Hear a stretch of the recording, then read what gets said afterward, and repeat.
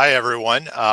Hopefully everything's moving along. You're enjoying the first part of Amplify. Really excited to be here and talk a little bit about what I get to see in terms of the world of insurance and how this fits together. I'm going to get my slides going here whenever I see them.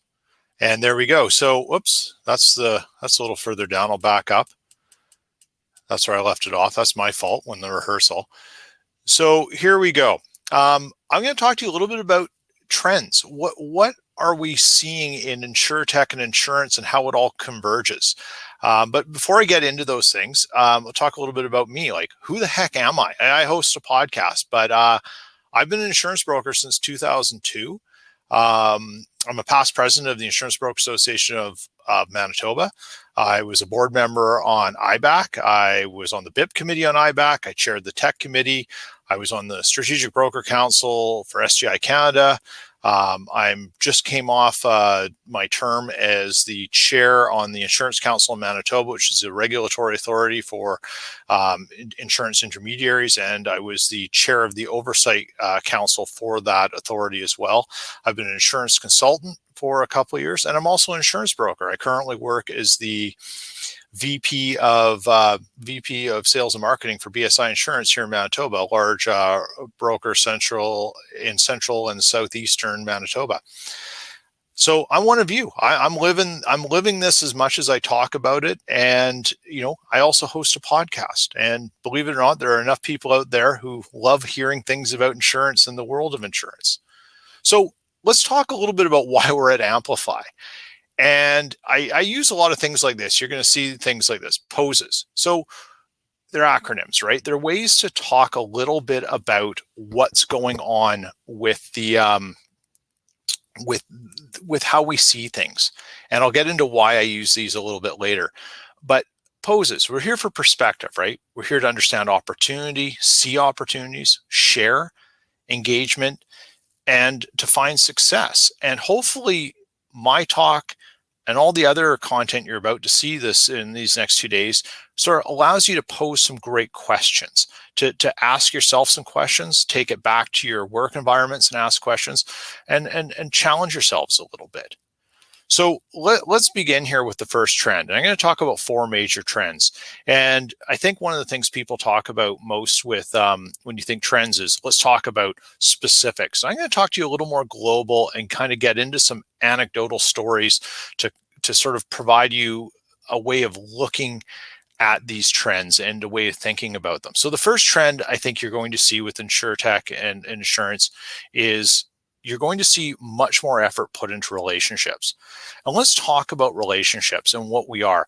One thing I like to say about insurance brokers and people in insurance is we're not just brokers or claims adjusters or whatever we do, business development managers. We're insurance professionals. And the first thing we have to start doing is thinking of our guidance and our value proposition like any other professional does. That's really important. So who are your most common professionals and stuff? Who do you see? And who are the important ones? Well, you got a doctor there. We all see our doctors. Very hard to leave a doctor. One, in Canada, sometimes it can be a little challenging finding a reliable family doctor. Your lawyer. You never leave your lawyer. And you may not talk to them often, but you hold them in high regard. Again, very hard to sort of leave your lawyer. We want to form a relationship with our clients that is on this professional level. Your accountant, they know so much about you. You may only talk to them 2 or 3 times a year, before your taxes, after your taxes, and maybe in between tax season. But they know everything about you financially. And it's a hard move to make away from them. And then there's your dentist. Now, I put the dentist out there because I said the dentist is the one person I think is so easy to leave. Because what's the difference between the other ones? You can talk to them. You don't say anything to your dentist. Your mouth is full. And I could leave my dentist in a heartbeat, but yet they're still held in such high regard in that relationship because of what they do. There's no reason why insurance brokers shouldn't be thinking about their relationships with clients in the same level of professionalism. And technology is going to allow us to do that because it should be making your life a little more efficient so that you can provide value to your relationships and enhance those relationships. It's still about people, but the tools you use to enhance those relationships should make you as valuable as these professionals are. But the most valuable person in your life and the hardest to leave, because remember, we're all about retention. We can get clients, but keeping them is where the money's made. The most valuable person in your your professional relationship life is your barber or your hairstylist. They are the hardest person to leave. I have had 10 haircuts that have gone bad, and I still can't leave the same person. It took me forever to do it. What are we all waiting for right now when COVID ends? It's not maybe it is to run out to a bar and have a drink. I want to get a haircut. I don't want to see my doctor. I want to go see my hairstylist and get my hair trimmed. I think this is the most important thing.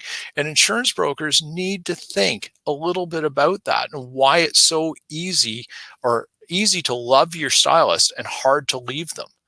They are the most important professional relationship you have, and you need to find a way to make yourself as an insurance professional be as indispensable as your hairstylist or your barber or whatever. And what do we do when we're at them? We talk to them. We share our thoughts. They know everything about me. I know all about their kids. They know about mine. They know about my job, my friends, everything. It's the most wonderful relationship. And as if you're anything like my wife, you go to your hairstylist because it's part of your therapy. It's like it's the most amazing thing ever, and you never leave them. It's got to go really wrong for you to divorce your hairstylist. But there's another interesting thing with relationships too. If we're managing our relationships with our customers, we're having a frequency to them. But one thing insurance brokers don't do is we don't market like another industry that has even less contact with their customers. And that's real estate agents. And we need to think more about them. Now, if you look at the photo here, it's kind of a funny one. I'll get into why I chose this photo. But real estate agents, their cycle of customer interaction is very intense, and they may not see someone for 10 years. They're always on the hunt for new clients. They're always trying to promote themselves. And insurance brokers, if you're doing it right, you've formed your relationship and you have touch points with them and interactions. But for most of us, we're still only contacting them when we need something from them, which is information or money. So this gentleman, he took an approach. His sign, Alan Stillwell here, his sign was vandalized. So he went and took a picture of himself by the vandalized sign and then vandalized his own picture, so to speak, to match it and made it a part of his marketing campaign. Real estate agents, as crazy as they can be, also have a nuance of getting seen and understanding how to be seen. And there's a lot to learn from that industry to help form relations, because their relations are the most challenged, because buying and selling a house is a huge, huge event in someone's life. And you don't take that relationship lightly. Why should it be taken any lighter when you're insuring it? We are the protection, the force field for what this guy does. And we need to think about this in that way. So another trend I want you to think about is efficiency. So when we think about efficiency, we think about quality, speed, results, and costs. But efficiency is also value. Just because you're saving money doesn't mean you're getting value. And your efficiency should always drive you to create a better value for your customers and in that the customer experience from your brokerage. So there's a lot of interesting things that come with efficiency, but let's talk about the insurance industry as a whole.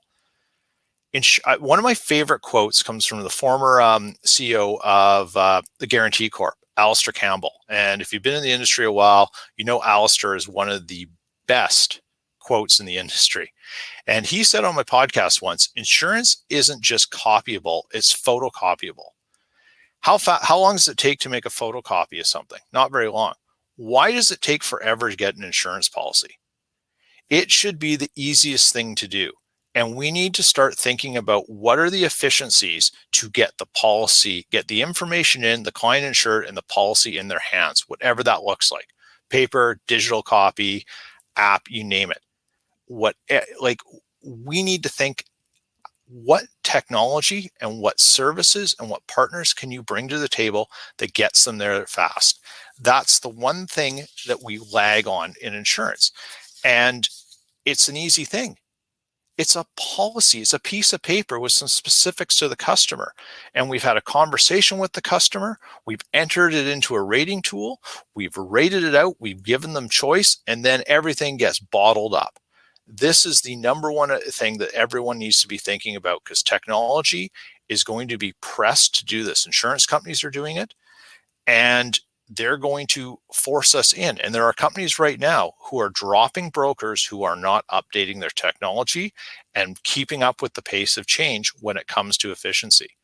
So there's two sides to efficiency, right? I sort of hinted at it here. You've got your office side, and that's the lady there with the 6 arms juggling a whole bunch of things. And we've all lived that life, right? And then you've got the customer who's choosing what their experience is like. Your efficiency needs to combine the back office with the front office experience. They work independently, but they angle together. And the point that comes in here, where efficiency is having the biggest impact when it comes to InsurTech and disruption, is that insurance brokers are not the most efficient anymore. We simply aren't. We have to face facts that for years, we have literally been molded into being data entry bots, and that is becoming outdated now. There's technology out there. It's being used in other parts of the world, even to our friends to the south of us, and even in Canada, that does not require a broker to enter it in. It does not require a broker to gather it and assemble it and piece it together so that insurance may be sold. And this is where efficiency matters. We all need to think about what efficiency, or what tools and what features and what products can help us manage our efficiency so that the customer has an efficient, thorough customer experience. Third trend I want to chat about is targeting. Targeting is another one that kind of falls into the data side of things and the data revolution that we've been undergoing now for a while. Never before have we been able to target more interesting things by the use of data. And there's lots of targets, but insurance professionals need to think about who they're targeting as well and what they're targeting. And we always gravitate to customers, but it's a bigger picture than that, because as we undergo change, we look for efficiency and we try to improve our relationships. We need to know what helps us do this. I see Jeff Roy just put in the rifle versus the shotgun comment, and Jeff's bang on. You can hope to shoot a lot down with a shotgun, but if you want to get the accurate game you want, use a rifle and get a very good scope. So here's the point with targets. There's lots of them. So you have your customer targets, your segmentations. Who do you want to target? But once you figure that out, do you target any insurance company as a partner? No. You need to think about who your insurance companies are. You probably heard from CEOs before telling brokers, be very careful who you partner with, or choose your partners wisely. And they're bang on. But that's seen from their side. What about your side? What companies are going to align with what you want to do and be able to target who you want to target, where your opportunities are? And then you come down to niche markets and general markets. Are you just going after the same thing as everyone else, or do you need niche markets? So who is the products for that? With your insurance companies, who is the technology? Who is the products? And then the outliers, the people who aren't your big nationals or large carriers or regional carriers. Do they have the niche products, or do they cater to the general market? What are you using to differentiate yourself from your competition? These are really important things to consider. And this is one of the biggest trends that's happening, is that you need to be able to isolate on who your market is and isolate on the other aspects that allow you to attack and penetrate that market and find success in it. But there's another partner, and that's your technology partners. None of this is happening without the right technology. And I'm Switzerland when it comes to technology. I I care for the best solution that works for the right entity. I don't endorse anyone. I have no skin in the game in terms of who's better and not. Every solution has a winner, and every solution doesn't necessarily have a loser, but it doesn't have the right fit. I don't think there's a loser as technology. I just think there's just, you move on to something else that works better for you. But technology partners need to be as curated as all your other ones. Are they scalable? Will they grow with you? What else will they do that allow you to succeed as things change? Because all of these trends lead to the final one, which is change. You see the quote there on the sign, old ways won't open new doors. What is happening right now is easily the biggest quantum shift in the insurance distribution model that the industry's ever seen. Everything is caught up to it. I'm not going to plug my podcast too much, but I would highly recommend you listen to the one with Bill Perrone, who is the CEO of Accord down in the States, which is sort of like our CSIO. Bill's view on what's changed and what hasn't changed in the industry is fascinating. And you realize how much has changed and never moved an inch compared to now. And change is everything. We have to understand it because someone's going to change something for you. So what does change mean? Complacency hates adaptive, new, growing energy. So let's talk a little bit about this. I might be repeating myself later on this, but it's something that you have to think about. Complacency and then new growing energy. Okay. New growing energy is what is going to help you change. So when you think about a model of a business or an entity, you have your 20 to 25, maybe 30% of people who are going to lead change. They're open to ideas, they're willing to experiment, take risks. And then you have your 60-ish% who are kind of sitting on the fence. They could go either way. Then you have your other 20% or so who are stuck in the old ways. If it's not broken, don't fix it.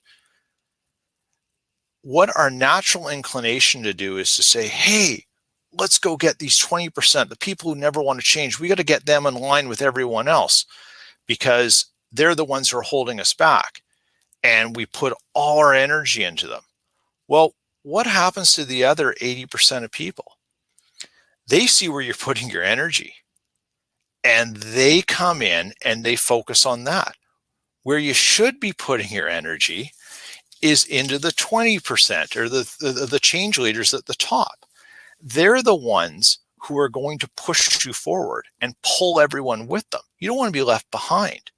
And that's what's so important about change is you have to identify who's willing to do it, who's willing to lead it, and you have to create that entity that allows change to happen and support the motion you want to go. And if you've done your homework, you've got a strategic plan and tactical initiatives, and everything follows it. And you let the change leaders, the energy, pull the complacency out of the mud. It's the only way to let it work. And there's been a number of very interesting psychological studies done on organizational behavior around this. I'd actually cite one. I can't remember the name of the study. I was looking it up and I couldn't find it. So I apologize for that. But if you're interested in it, I will find it for you. So all this leads to satisfied customers, right? You embrace your trends and you're trying to bring this in, and you're going to have a whole bunch of people who are happy with you. You've looked at change, you've helped focus on relationships, you've partnered with the right people in terms to target your products and your customers, and you've managed your technology right, and everything comes in. That's the end goal here. And that's what all the InsurTech is aiming for, is they know now that satisfied customers require new ways of thinking. So let's get into a few other things. We're going to talk about these trends and quantify them. So this is the fun stuff. And I'm going to give you some real world, every one of these revision things are sort of real world anecdotes that I've experienced. Who are these guys on the screen right now? That is a band called the Grateful Dead. And you have a picture of them in the 60s, one in the early 80s, and then one right before their founder and spiritual energy, Jerry Garcia, passed away in the mid 90s, early mid 90s. I used to follow the Grateful Dead. I was what you call a deadhead. And they are the one band that no one really understands if you never followed them. But they were the most influential band in North America, probably. And they did things that really focused on relationships. And they were the first social media company, and they didn't even realize it. They allowed their fans to record concerts. What they did with those concerts was they copied them and shared them. They shared the media. And then all of a sudden, everyone got into the band and they had followers. They made continued investment into the band and the experience for their fans so that they had the most dedicated fans that ever existed. The Deadheads they were the uncrazy Elvis fans as far as I'm concerned. We knew Garcia was dead. We didn't think he was still alive years after he died. But the point with the Grateful Dead was they because they reinvested in themselves and the experience for their fans to make it better, they created a legacy that still lasts today. You know, they traded audio. They were trading and sharing audio before Napster came along, and I'm going to talk about Napster later. They created noise canceling microphones. They had the first internet music forums with links dating back to the 1970s. And then as everything started picking up in the 90s in Stanford and through there, they claimed to fame some of the first public forums as well. And even before Al Gore could claim the internet, they had a proprietary ticketing system before Ticketmaster even existed and had a network. And they continued to invest in their distribution system, which was their sound. So that picture there is from 1974, and it's called the Wall of Sound. It was the greatest speaker system ever made. That was their distribution system. They made it so good that they only had to turn it up to 2. There was no Spinal Tap, and this goes up to 11, up to 2, 26,000 watts of power. And they never had to have monitors on stage because they could hear from behind. And they had it so that the strings on different guitars and the drums came out of different speaker arrays specific to the musician, how they wanted it. And all that came out to be the most incredible sound that anyone had ever heard. Now, that burnt out the band eventually and the crew and everything, so they refined it. But they built the best, and then they realized it was unsustainable, and they came back and revisited it later on. But the point here I'm making is that they created legions of fans because they invested back in the fan experience. And that's what we as insurance professionals have to do. You have to figure out what your customers want and keep investing in it. It's almost too obvious. So the other thing that we want to talk about as we revisit efficiency is, how does efficiency relate to customers? So after my days of being a deadhead came to an end, I kind of trudged around and I ended up actually working the .com economy. I've talked about this on a few podcasts before, and we all know what happened through the late 90s and right up to 2001. It was perhaps the biggest bubble we've ever seen in a sector, and it was all around tech.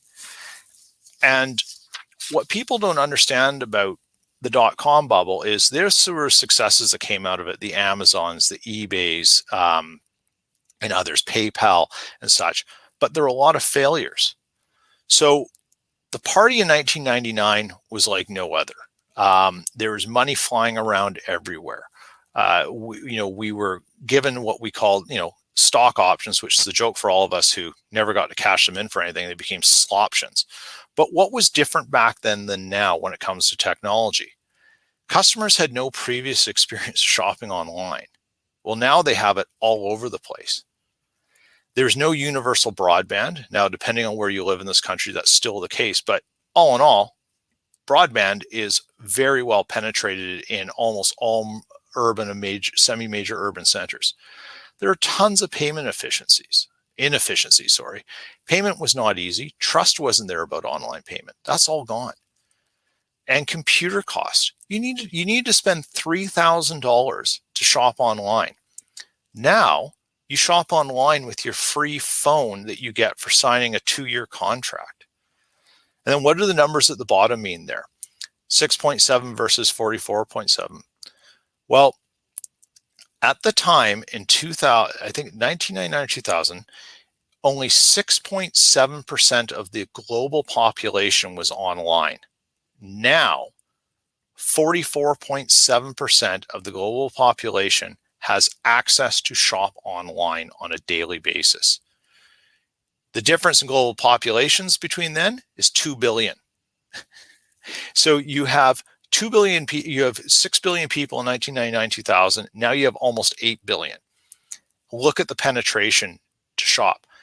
Consumers are looking for efficient experiences. And if you look at some of the companies down there, you may remember some. GeoCities, where are they now?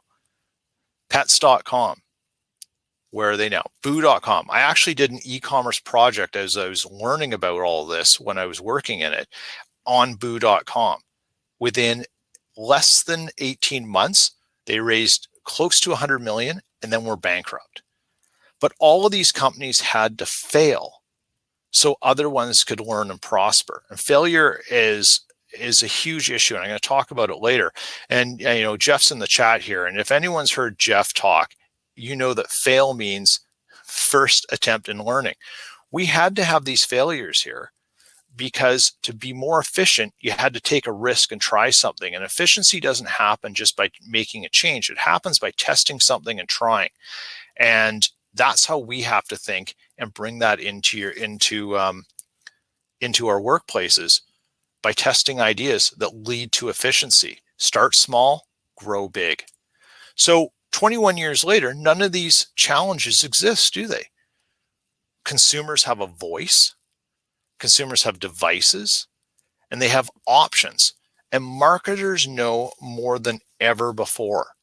We're able to understand consumers and how they behave because of the data that's tracked in the internet and how people perceive.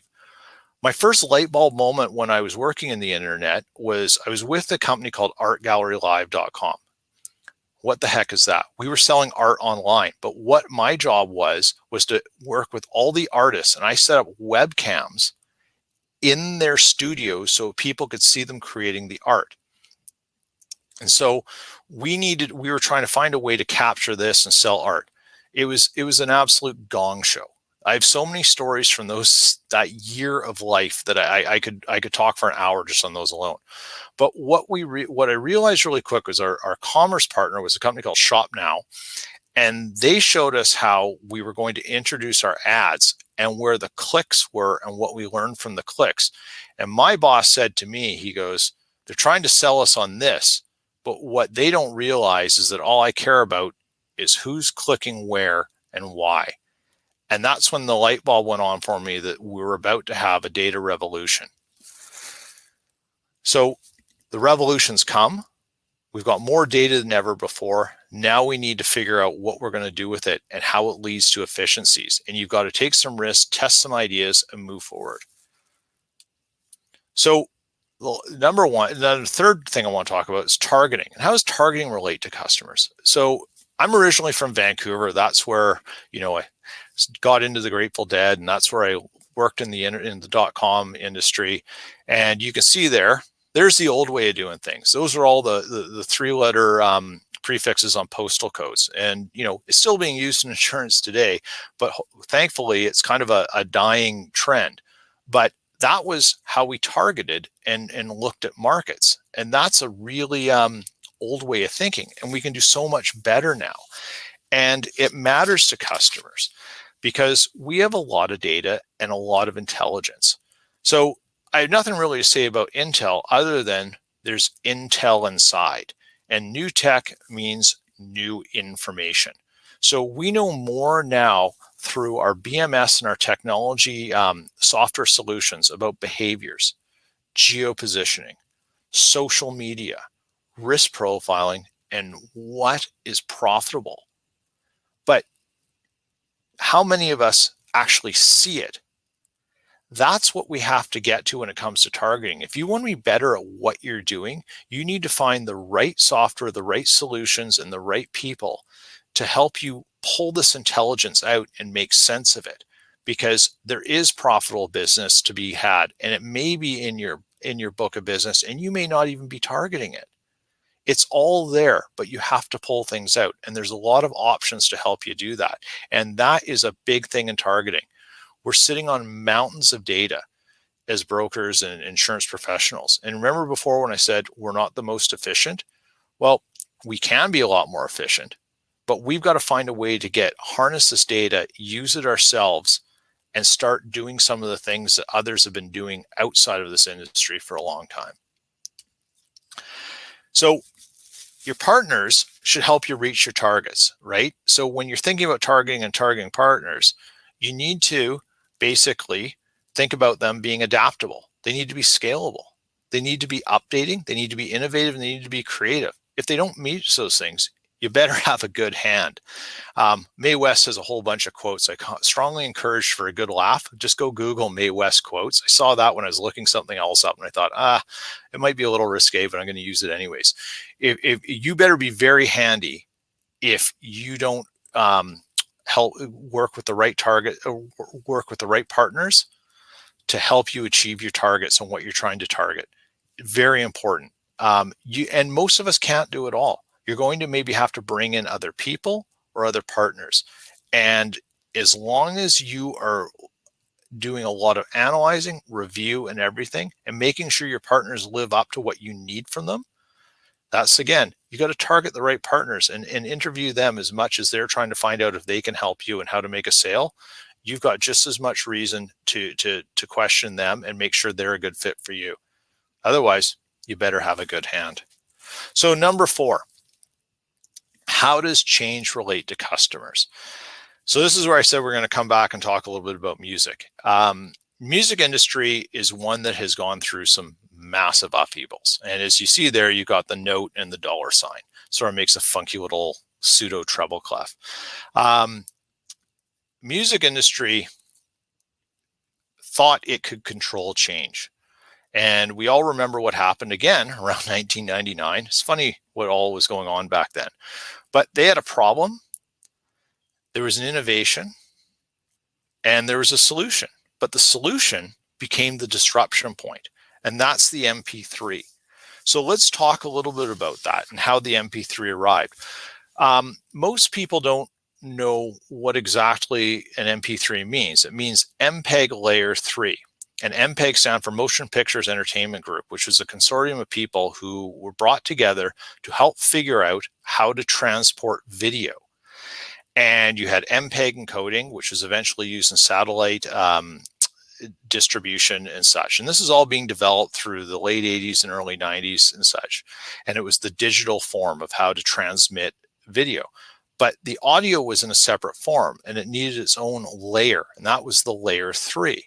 So after the gentleman who sort of figured out how to do this came up, they realized you could separate the layer 3, and it could be used for just transmission of audio away from video, and use that on the internet. So it would become a de facto way of transmitting decent audio in terms of how you hear things.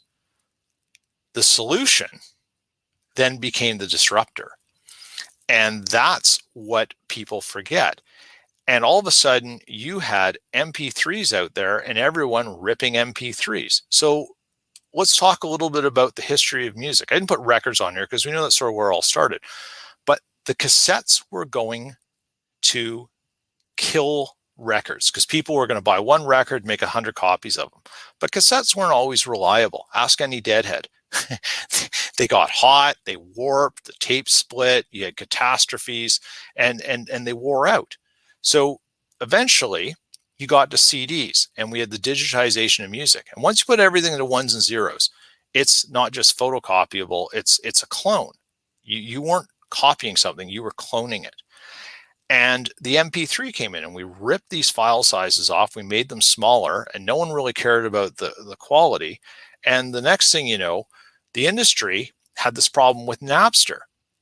And Napster was basically letting everyone steal music. So the disruption was fully in array. And you think about what's going on in insurance and how disruption is happening now and taking customers or taking products that aren't traditional insurance companies. What did the music industry do?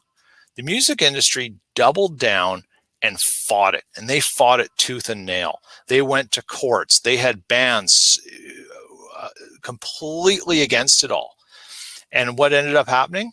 Steve Jobs came along, made a device that changed the world, and next thing you know, musicians were getting a small royalty on 99 cents. They actually killed their own model instead of embracing it and buying it.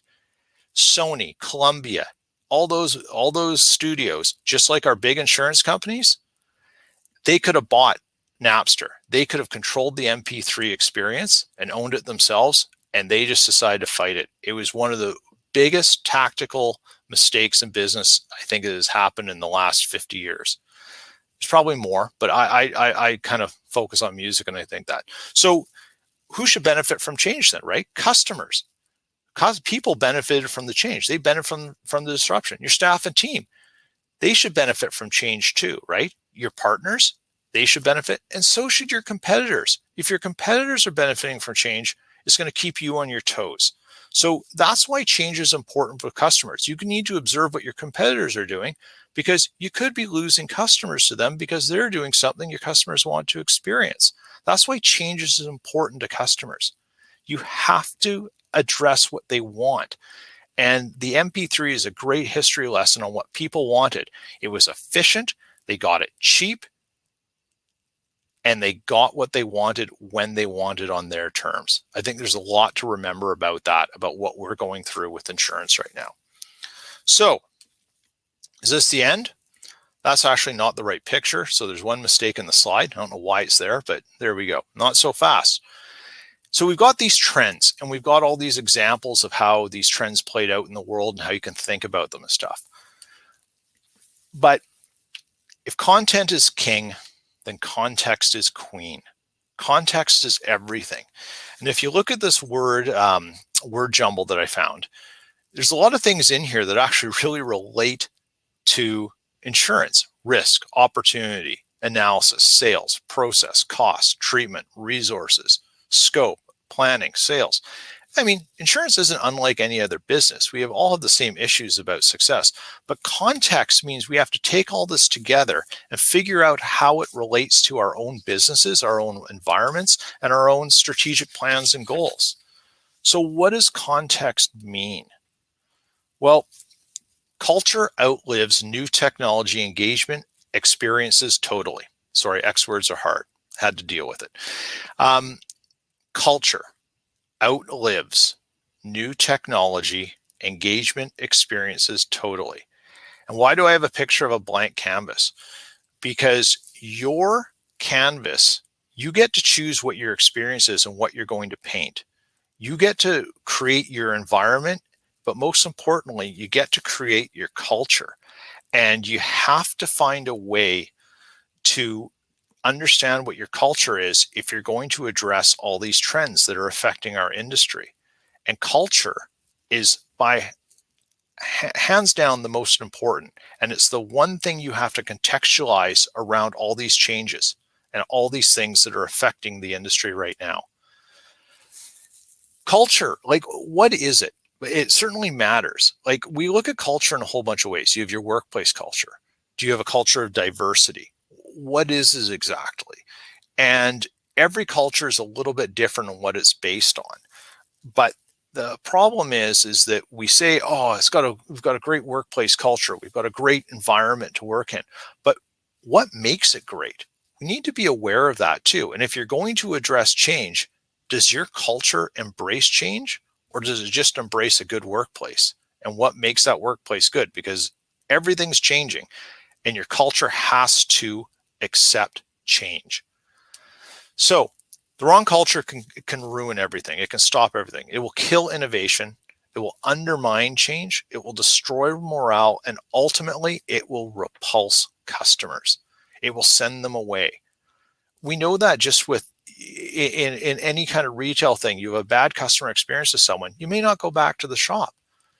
The same thing can happen with you with the culture in your company, because if you're a customer focused business, or brokerage in the way that we are traditionally on one-to-one personal interactions, then as you change those interactions and they become a more digital, automated, efficient experience, the culture has to support that.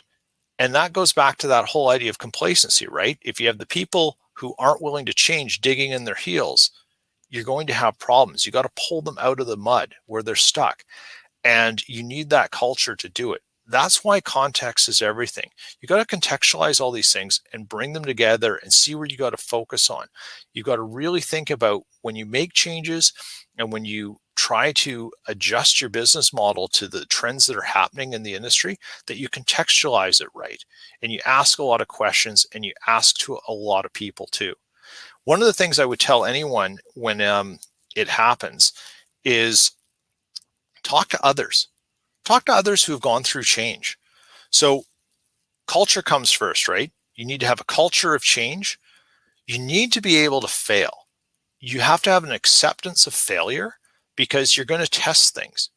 And then you're going to, then they might not work. You're going to try something again. You need to be adaptive. Your culture has to be an adaptive thing. These are the key ingredients here. You need to be able to look at risk. One of the things that's really interesting about insurance people is we're the worst people when it comes to risk. We manage risk all day, but we hate taking risks. You need to have part of this in your culture that says risk is okay.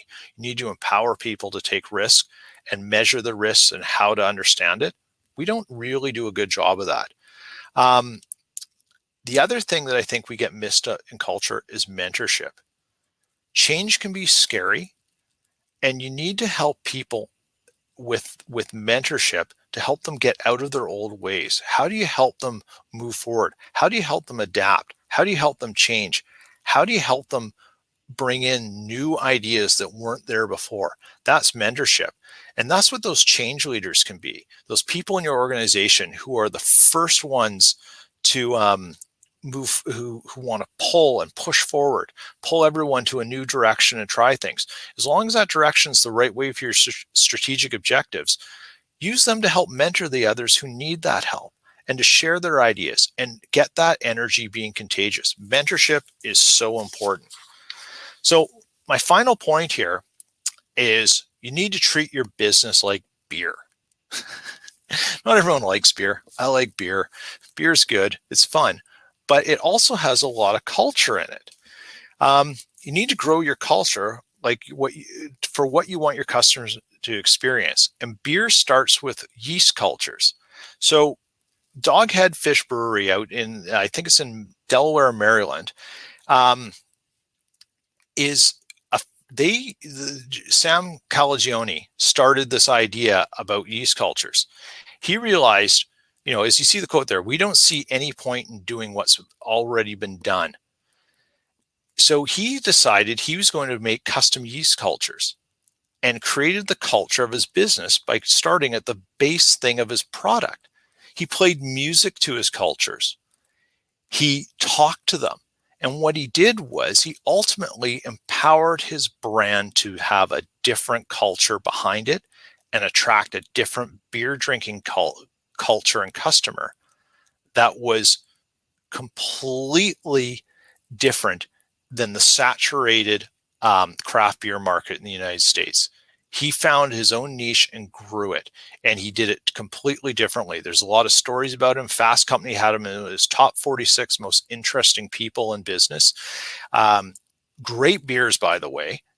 and there's lots of great beers in Canada as well, and lots of people thinking differently. But culture means everything. And I think this is a neat tie into why you got to think about culture, because at the end of the day, his product started with culture. So that's a little bit of what I have in terms of my presentation, talking about trends, why they matter, how the context fits. And I want to thank you for joining in, and happy to take any questions and thoughts on things. Hey there, guys. So just so everyone knows, you can throw your questions right in the chat, and I'll try and get to as many as I can. First question I have for you, Pete. You mentioned the rifle versus shotgun approach. I was just curious for 2021, if you have your rifle set on 2021, What are you taking aim at? What's your big initiative for 2021 this year? My biggest target is going to be understanding customers and trying to figure out what they want in their insurance journey. I think every organization should have some aspect or information on what your customer journey is. And you do that two ways. You do it by doing an external journey map with existing customers and what their experiences are. And then you do an internal journey map of how that experience is arrived at, and you see where the friction points are between the two, where they're not aligned and are aligned. It's a very difficult process to go through right now given COVID, because you need interaction with your customers. Most journey maps sort of treated it, journey mapping exercises treat things with customers as sort of a focus group, and that's a little hard to do right now. People spend time particularly online, but I would aim on that 100%. That's the one where I would start, because it's going to give you the foundation of what kind of experience you should be creating. No, that's great. And actually, that brings me to another question I had right from one of your first slides of the real estate broker. You talk a lot about realtors being seen, and I think growing up in my hometown, the baseball team, hockey team, the hockey arena, everything was sponsored by a local broker. I'm pretty sure all of Main Street had the broker signs on it. In 2021, with everyone kind of hiding behind their screens, how do you think brokers should be seen? Like, what are some tips you can give brokers? I think, when it comes to marketing, you have to know where your market is and where your markets respond to. I think for insurance brokers, you need to think about two things with your marketing budgets and ideas. A lot of us are really good citizens. We're relied upon in the community, and we give back a ton to the community. So as you're doing that, are you just giving a check, or are you making sure you get some value with what you're donating to in your causes, what you're sponsoring? Make sure you get something out there. And the other way is a friend of mine who's been on the podcast a couple of times. Her name's Allison Shane. She runs a company called Starling Social. Allison's a content marketer. The biggest mistake that people make when they go online to advertise and you want to be seen is you don't know where your customers are hanging out. And it takes a very good marketer to help you figure out, where do your customers exist and where are they hanging out online, and how do you reach them and what do you need to reach them? Because not every solution is the same.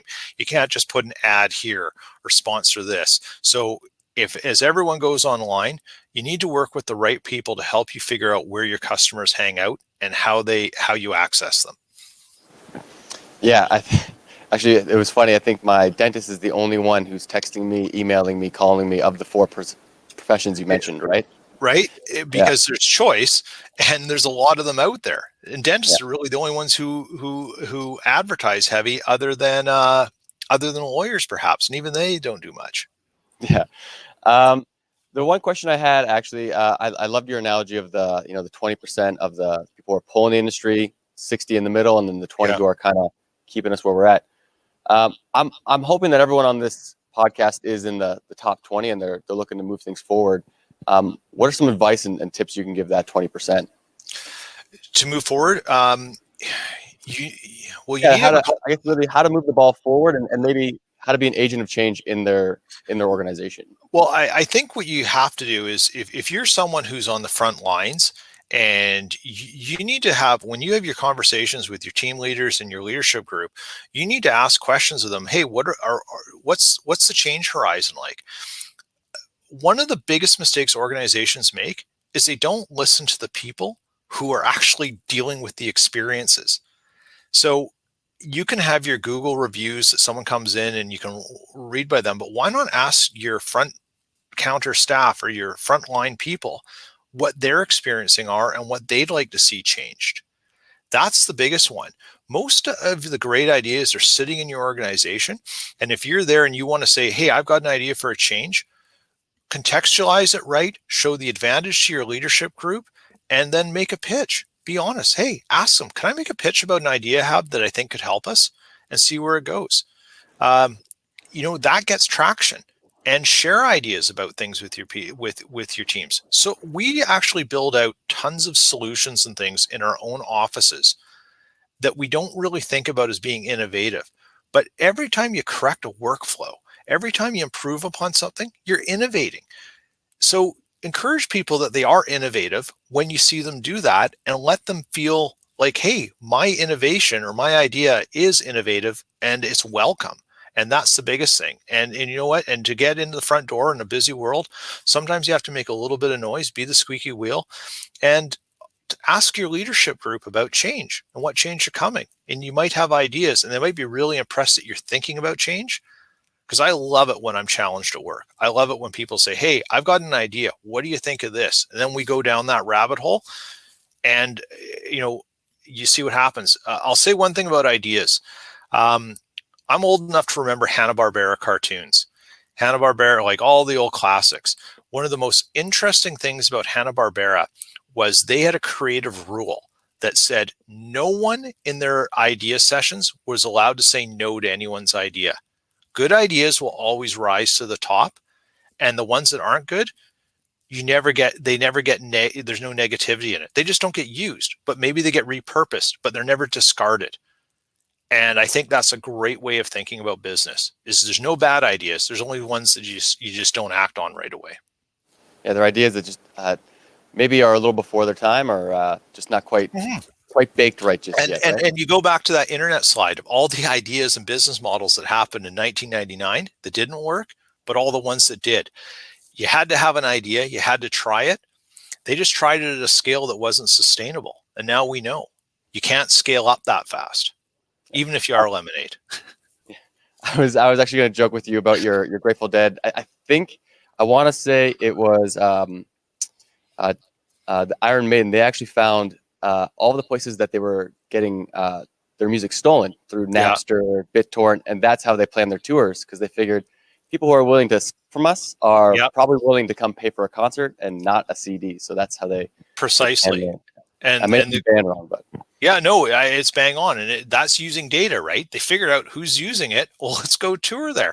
And the Grateful Dead, they did the same thing. They didn't make money on albums; they made money on their tours. And through the mid '80s, through about till the end of their run, they were the top tour grossing band in the United States year over year over year. And in 2015, they did a what they called Fare Thee Well. It was the 50th anniversary, and they played a final 3 shows, getting the original, all the live band members and some guests back together to play these concerts at the last place they played before Jerry Garcia died. A friend of mine who runs a music festival here in Winnipeg told me that the president of Ticketmaster Canada said they had never seen more online demand for tickets in the history of tickets. There were over 1 million people waiting online to get a ticket to those 3 concerts. And it was absolute chaos. That's the ravenous benefit of having dedicated customers. And that's what we should all be looking for, is people who want our content and create original content and watch people follow you. So create original customer experiences, keep at them with frequency, and you'll have dedicated customers. No, that's great. I do have one question here from the chat. It is a bit of a long one, so just bear with me, everyone, for sure. while I try and zoom in real close here. As we rocket down the big data highway, what's your vision of the Canadian world and insurance industry in the next 20 years? So, it's the question kind of comes with banks getting involved, media networks, big businesses all kind of coming together to consolidate the insurance industry. Are we all destined to?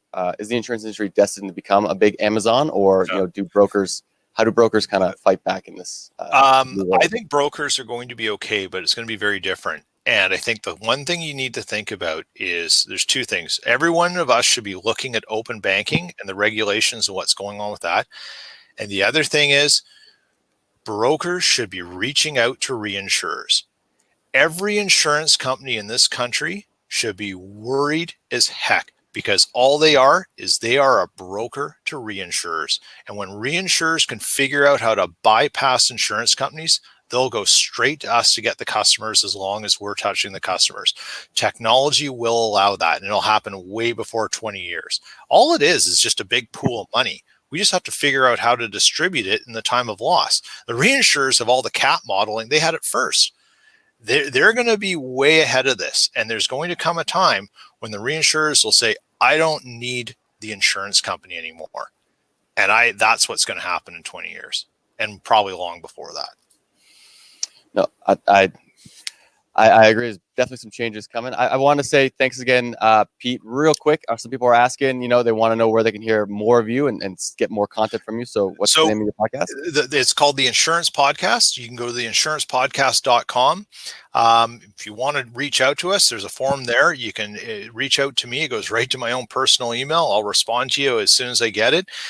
You want to talk ideas, you want to share thoughts, you want to get together offline, have a virtual pint. I'm here to chat with you. Love to do it. My co-host couldn't be here today, but he's another great insurance professional who he's living the good life right now. Won't say where he is. I should sell him out down the river, but happy to connect. Theinsurancepodcast.com, and thank you for all the great questions and comments I've seen in the chat.